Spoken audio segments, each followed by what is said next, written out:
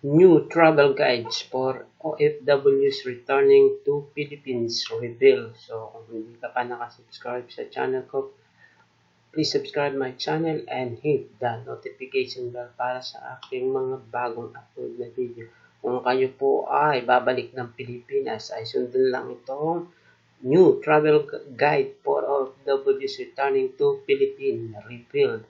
So, ang unang-unang niyong gagawin ay, are you an OFW abroad and planning to go back to the Philippines? Below are the new travel guides posted by Philippine Embassy. So, Philippine Embassy in Saudi Arabia for returning Filipinos. So, step 1, mag-registered muna tayo. Returning OFWs should register online via ECIF Red Cross or scan the QR code in the post. A clear photo needs to be attached in the bio page. So, ito na nga yung sinasabi nila na isa ECIF for arriving passengers. So, pick upan nyo ito. Punta lang kayo sa ECIF. Nandiyan ang link niya. Lalagay ko rin ang link. Last name, first name. Ayan po. Kompletuhin nyo lang itong detalye. Ang pinaka-importante, email, phone number. Yan ang pinaka-importante dyan. At saka yung kung saan kayo nakatira. Para may hatid kayo. So, libre po ang hatid. Kung kayo po may tanong, ay libre po ang hatid. At pwede din po kayo magpasundo kung kayo po ay negative. Yan po. Travel history nyo, sagutan nyo lang yan. Date of departure, importante ito. Dito sa kanan, click nyo lang ang number kung anong date. Yan, date of arrival, exit. So, pilapan nyo lang yan. Flight vessel. Kung ilan ang chance passenger kayo, dalawang ilagay nyo, dalawang ticket. Yung bakas, purpose ng arrival, vacation, yes or W or no. Exposure clinical, short truth. Yan, pilapan nyo. Pagkatapos ay ito yung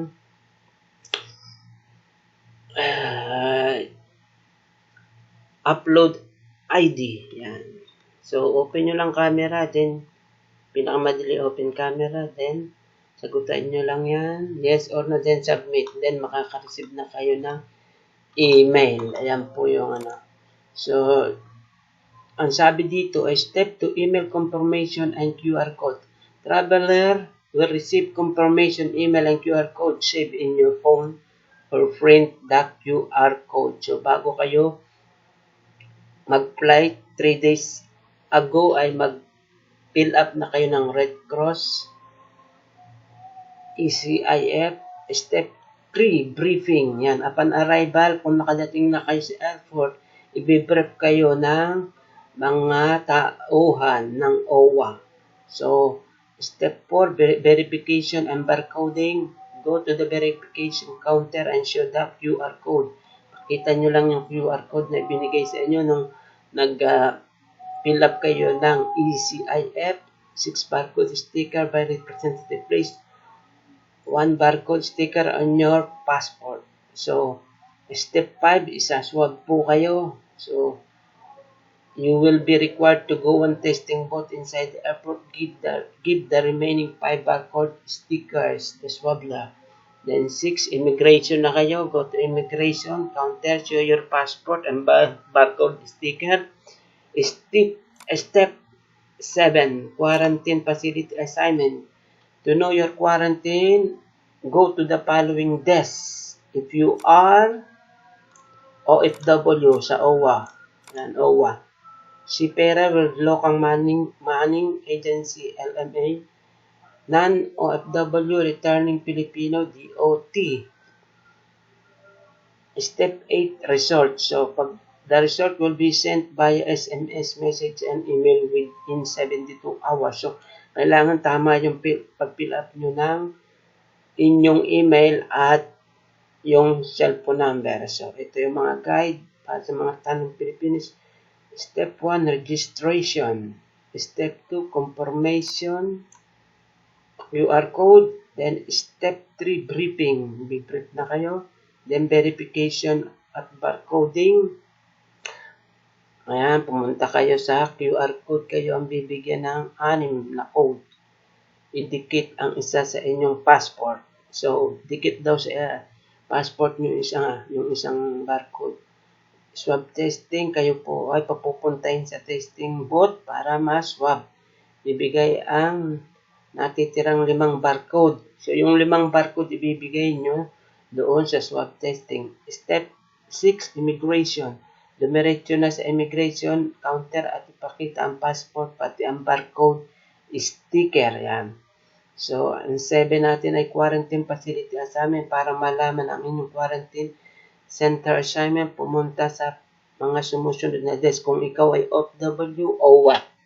Kung ikaw ay seafarer, LMA, tatandaan nyo, non-OFW returning Filipino DOT yan. Step 8 natin ay resulta ipapadala na yan sa inyo, text message at email. So, yan ang pinaka-importante sa lahat.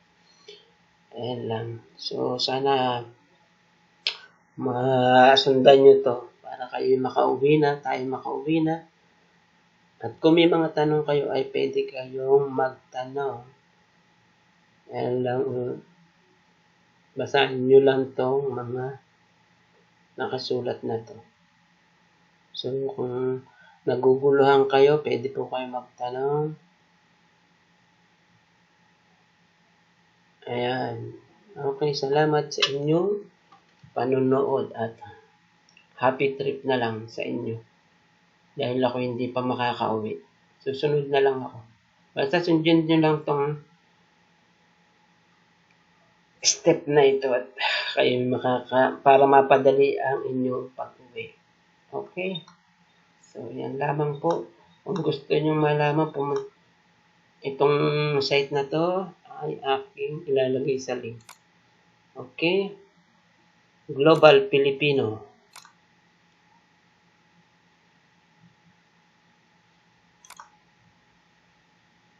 So, ilagay ko lang ang link na ito doon sa description ko para masundan nyo. Kung kayo nalilito, basahin nyo. Okay. Importante ito.